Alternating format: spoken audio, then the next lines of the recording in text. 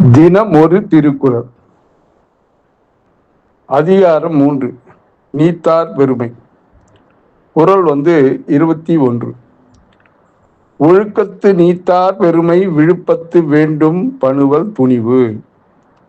இது என்னோட விளக்கம் என்னன்னா, தன் வாழ்க்கையில் ஒழுக்க நெறிகளை ஒழுவாமல் பின்பற்றி ஆசைகளையும் உலக பற்றுகளையும் துறந்த மேலோர்களின், அதாவது துறவிகளின் பெருமையே இவ்வுலகில் மிகச்சிறந்த மேன்மையான விஷயம் என்று அறநூல்கள் அனைத்தும் ஒருமனதாக துணிந்து கூறுகின்றன. இந்த குறளுக்கான சிறு கதையை பார்ப்போமா? தலைப்பு என்னன்னா, உண்மையான துறவு. ஒரு ஊரில் பெரிய செல்வந்தர் ஒருவர் வாழ்ந்து வந்தார். அவருக்கு தன் செல்வத்தின் மீதும் மிகுந்த பெருமை இருந்தது. ஒரு நாள் அந்த ஊருக்கு பக்கத்தில் இருந்த காட்டு பகுதியில் ஒரு முனிவர் தங்கியிருப்பதாக கேள்விப்பட்டார் அந்த செல்வந்தர். அவரை பார்க்க ஊர் மக்கள் அனைவரும் திரண்டு சென்றனர். யாரு? அந்த முனிவரை பார்க்கறதுக்காக ஊர் மக்கள் அனைவரும் இந்த காட்டு பக்கம் சென்றாங்க. செல்வந்தரும் தன் செல்வ செருக்குடன் விலை மதிப்பற்ற ஆடைகளை உடுத்தி கொண்டு முனிவரை சந்திக்க சென்றார். அங்கே முனிவர் ஒரு மரத்தடியில் மிக எளிமையாக பழைய ஆடைகளுடன் அமர்ந்திருந்தார். முற்றும் துறந்தவர் தானே முனிவர், அவர்கிட்ட என்ன பட்டாடையா இருக்கும்? அதனால அவர் மிக எளிமையாக பழைய ஆடைகளுடன் அமர்ந்திருந்தார் அந்த முனிவர். ஆனால் அவரது முகத்தில் ஒரு தெய்வீக அமைதியும் பேரானந்தமும் பளிச்சிட்டன. யார் முகத்துல? முனிவரோட முகத்துல.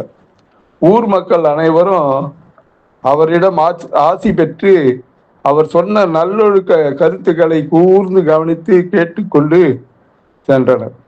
இதை பார்த்த செல்வந்தருக்கு சற்று பொறாமையாக இருந்தது. அவர் முனிவரிடம் சென்று, சுவாமி, என்னிடம் ஏகப்பட்ட பொன்னும் பொருளும் மாட மாளிகைகளும் உள்ளன. ஆனால் இந்த ஊர் மக்கள் என்னை விட உங்களைத்தான் அதிகம் மதிக்கிறார்கள். வெறும் ஏழையாக மரத்தடியில் வாழும் உங்களுக்கு எப்படி இவ்வளவு பெருமை கிடைத்தது என்று கேட்டார்.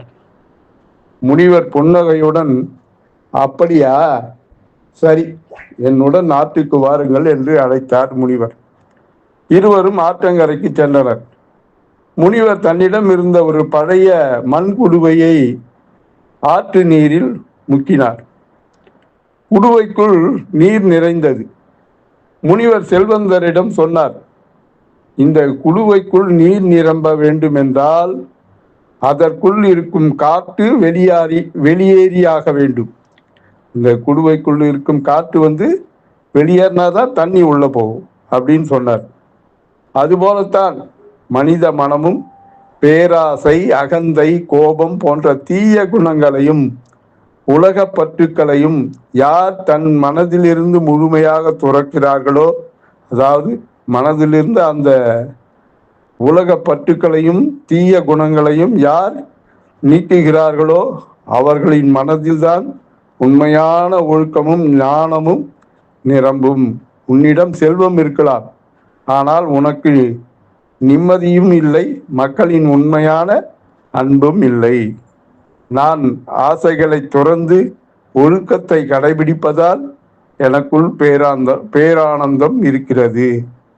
உலகமே மதிக்கும் மேன்மை எனக்கு கிடைக்கிறது.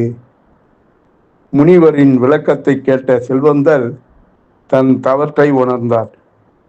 வெளி ஆடம்பரங்களை விட ஆசைகளை துறந்து ஒழுக்கத்துடன் வாழும் நல்ல வாழ்க்கையே உலகில் மிகவும் உயர்ந்தது என்பதை புரிந்து கொண்டு முனிவரின் காலில் விழுந்து வணங்கினார் அந்த செல்வந்தர்.